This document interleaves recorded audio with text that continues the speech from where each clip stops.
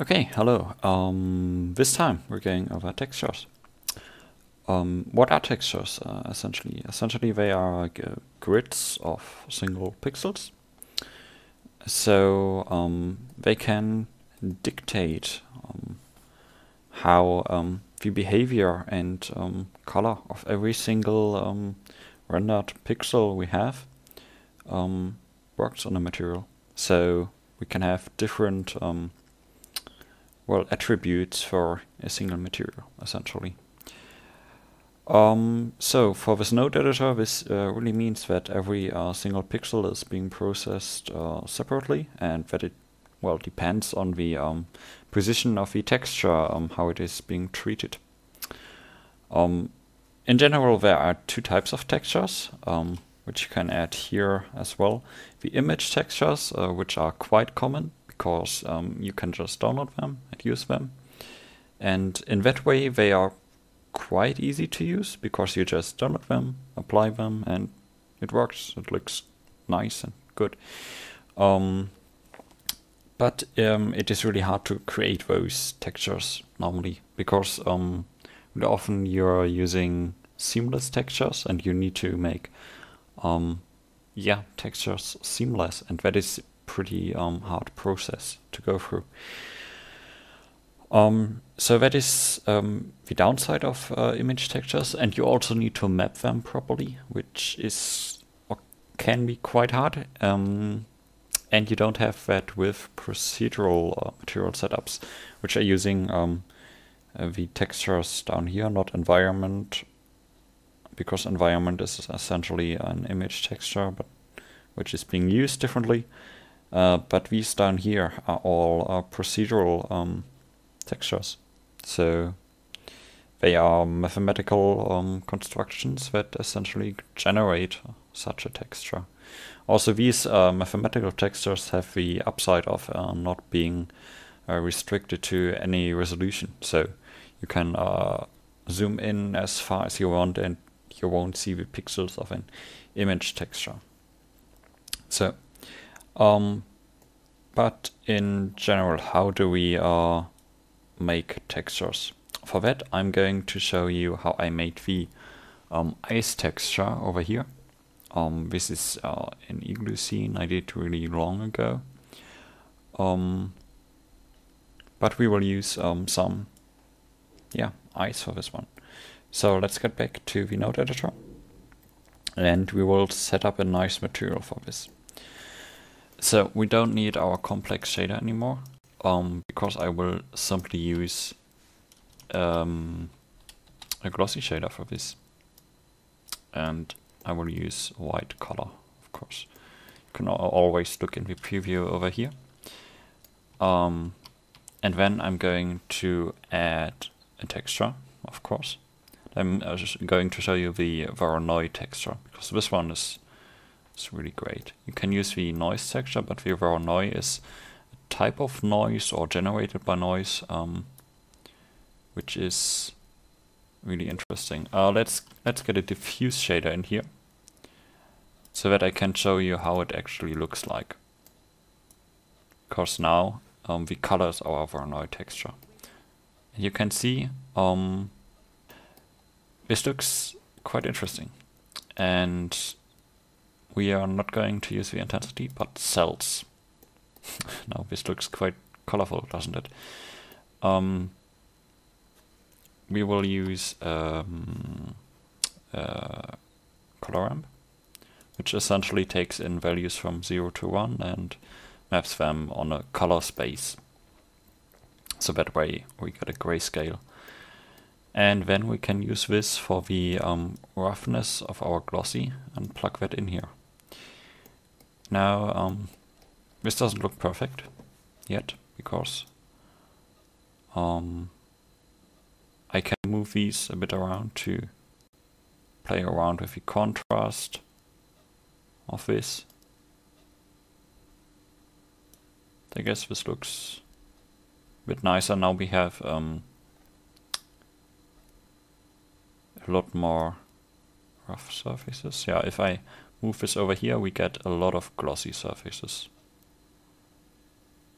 And I just want to cut out a bit on every side so that it looks a bit nicer. I will also go to the render tab and to the light paths and disable caustics. I will explain what this does later. But essentially it saves us some render time for now. So let's render this image actually. You can see, yeah, maybe not in this case, but normally it might look quite fine. And you can see that these really small cubes have way finer textures. That is because they still have a scale over here. If I select all, hit Ctrl A and scale. Yeah, okay, it doesn't change for all the objects, so I need to do this one by one. But essentially, this should help us to map the texture properly. Oh, it doesn't. Okay. I'm not really sure what's going on, but we can actually do the mapping by hand, and that is what you should do normally. So you will use an input and texture coordinate. Now you can choose between all of these. You can use generated, normal, UV, object, camera, window, and reflection. What you normally want to choose between is generated and UV. Generated means, let's just Blender do the job for you. Let's render this, and that is the default value, but that doesn't always look great. What you can also use is UV. That only works if you have a UV map, and we don't have one right now. So let's create that. I will separate this plane down here. Now, to unwrap or to UV map an object, you can go into edit mode, go to some nice angle, and then hit U. And U essentially gives you the tools for this. You can use unwrap. We can actually see this in the image editor if we like create a new blank one. Unwrap essentially, well, resets this. Also reset does the same. Unwrap, I guess it keeps what is done right now, but it unwraps everything for now. Smart UV Project is quite nice for more complicated models, because it like gives you some tools that work right out of the box.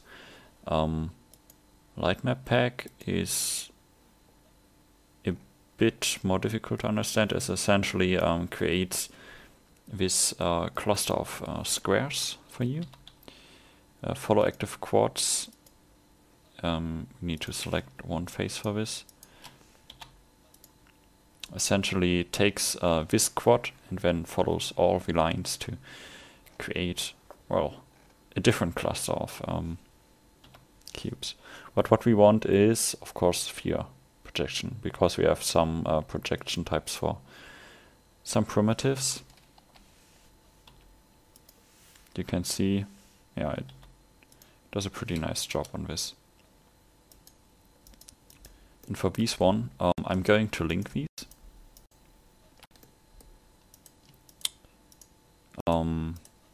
Not only the materials, but the entire object, which you can do by selecting them all, hitting Ctrl L, and then object data.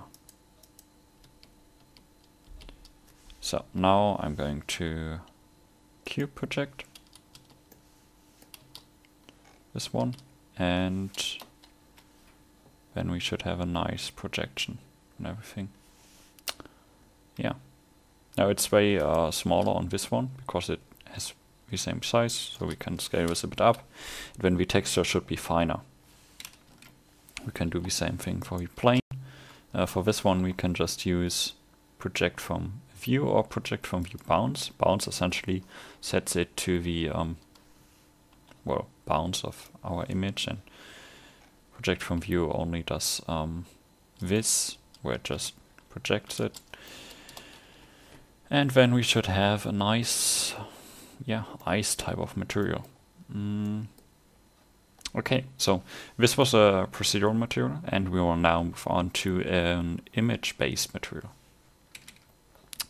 For that one, let's simply, we will overwrite this. I will just move this away. Don't mess your node setup up like this. It's not a good habit, but for demonstration purposes, I guess we can keep it this way. So, first thing we want to do is we want to add a texture and an image texture. So, somewhere here, let's search a bit under Blender textures, self-made. No. I created some low poly textures a while ago, and we will use this gravel texture for now and plug it into the surface. So this is a seamless low poly gravel texture that I created, and it looks quite fine. And like this would be a very, very simple material. I will now show you how to create a normal map for this. So we can also use a second image texture, and we will use the Gravel High Res normal. Now this looks like a bluish weird image, and what this essentially shows Blender is what angle this point has relative to the face it is based on. So it tells Blender that this is actually a rock that stands out and not just a flat thing. So then we can go to, where is it? I think it's under vector and then normal map. There we go. Then we can plug in the color here, move this all a bit back, and plug the normal in here. And you can see it immediately gets way cooler because it looks like it stands a bit out. Now this is, I guess, way too strong. So we can reduce the strength over here, which makes it a bit better. But now you can see it doesn't look that flat anymore. It looks way better. So, that's the very simple setup.